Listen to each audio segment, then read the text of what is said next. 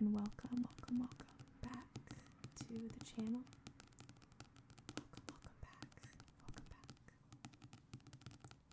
Today I'm going to be reading you an excerpt from one of my favorite books, Bird by Bird by Anne Lamott. Bird by Bird.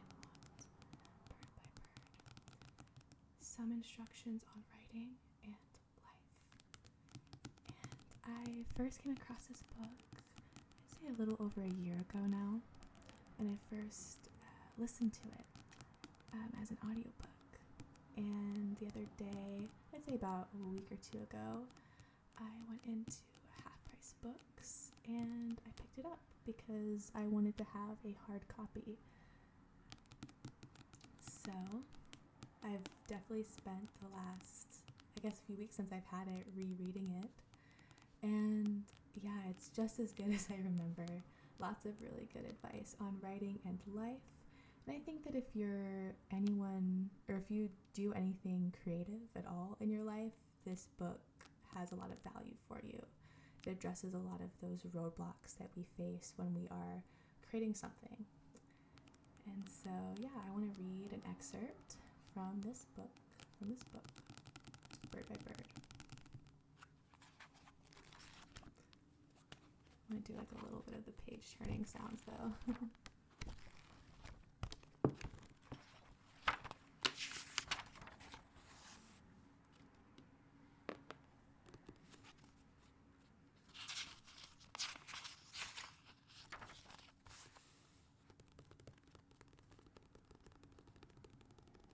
It was written in 1994, which I think is really interesting. So I'll be reading you a chapter from part 1 called Short Assignments. So that's going to be over on page 16. So let's get to page 16.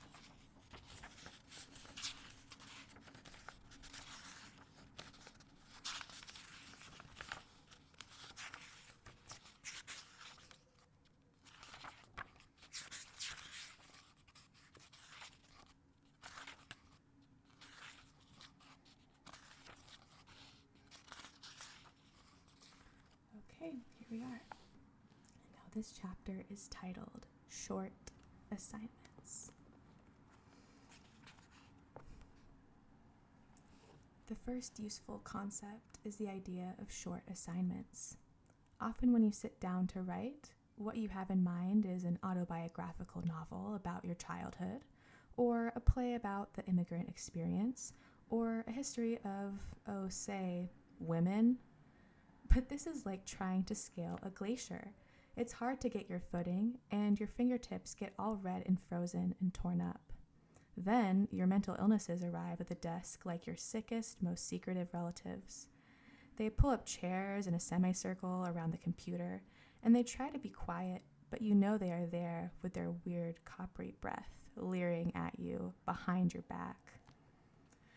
What I do at this point, as the panic mounts and the jungle drums begin beating, and I realize that the well has run dry and that my future is behind me and I'm going to have to get a job, only I'm completely unemployable, is to stop.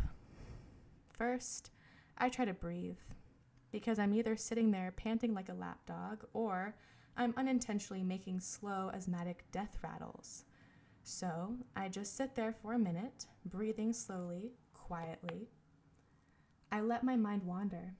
After a moment, I may notice that I am trying to decide whether or not I am too old for orthodontia, and whether right now would be a good time to make a few calls. And then I start to think about learning to use makeup and how maybe I could find some boyfriend who is not a total and complete fixer-upper. And then my life would be totally great and I'd be happy all the time. And then I think about all the people I should have called back before I sat down to work, and how I should probably at least check in with my agent and tell him the great idea I have and see if he thinks it's a good idea, and see if he thinks I need orthodontia, if that is what he is actually thinking whenever we have lunch together.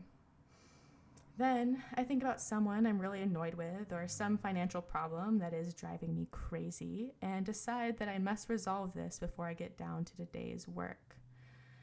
So I become a dog with a chew toy, worrying it for a while, wrestling it to the ground, flinging it over my shoulder, chasing it, licking it, chewing it, flinging it back over my shoulder. I stopped just short of actually barking. But all of this only takes somewhere between 1 and 2 minutes, so I haven't actually wasted that much time. Still, it leaves me winded. I go back to trying to breathe slowly and calmly, and I finally notice the 1-inch picture frame that I put on my desk to remind me of short assignments. It reminds me that all I have to do is to write down as much as I can see through a 1-inch picture frame. This is all I have to bite off for the time being.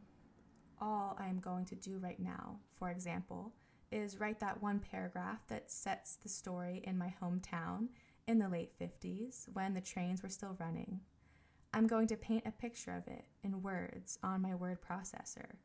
Or all I am going to do is to describe the main character the very first time we meet her, when she first walks out the front door and onto the porch.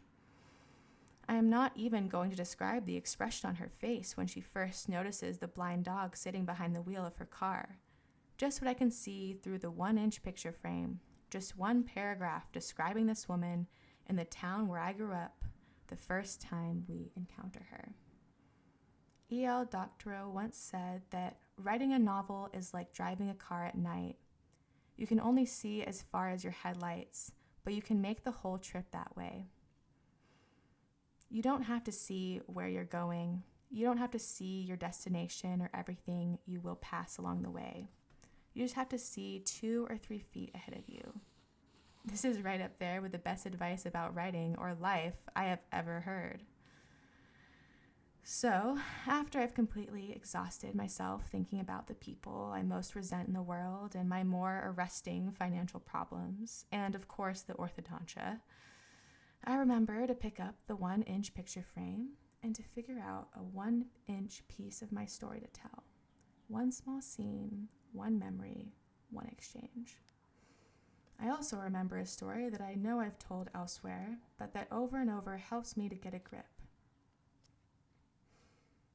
30 years ago, my older brother, who was 10 years old at the time, was trying to get a report on birds written that he'd had 3 months to write, which was due the next day.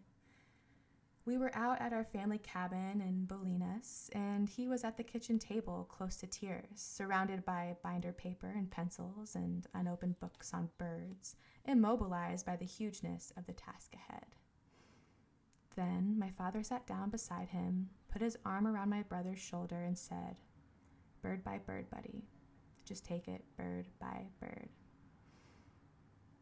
I tell this story again because it usually makes a dent in the tremendous sense of being overwhelmed that my students experience. Sometimes it actually gives them hope, and hope, as Chesterton said, is the power of being cheerful in circumstances that we know to be desperate. Writing can be a pretty desperate endeavor because it is about some of our deepest needs. Our need to be visible, to be heard, our need to make sense of our lives, to wake up and grow and belong. It is no wonder if we sometimes tend to take ourselves perhaps a bit too seriously. So here's another story I tell often. In the Bill Murray movie, Stripes, in which he joins the army, there's a scene that takes place the first night of boot camp, where Murray's platoon is assembled in the barracks. They are supposed to be getting to know their sergeant, played by Warren Oates, and one another. So each man takes a few moments to say a few things about who he is and where he is from. Finally, it is the turn of this incredibly intense, angry guy named Francis. "My name is Francis," he said. "No one calls me Francis. Anyone here calls me Francis and I'll kill them. And another thing, I don't like to be touched. Anyone here ever tries to touch me, I'll kill them." At which point, Warren Oates jumps in and says, "Hey, lighten up, Francis." This is not a bad line to have taped to the wall of your office. So, say to yourself in the kindest possible way, "Look, honey, all we're going to do for now is to write a description of the river at sunrise, or the young child swimming in the pool at the club, or the first time the man sees the woman he will marry. That is all we're going to do for now.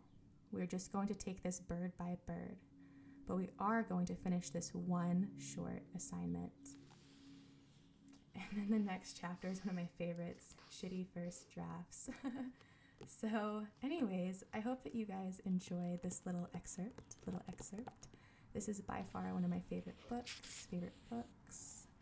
And yeah, I'm going to leave it here. If you would like me to read more excerpts from this book or from another book for that matter, please leave a comment for me in the comment section. I'll be sure to check that out. Anyways, thank you so much for watching, and I will see you guys next time. Bye!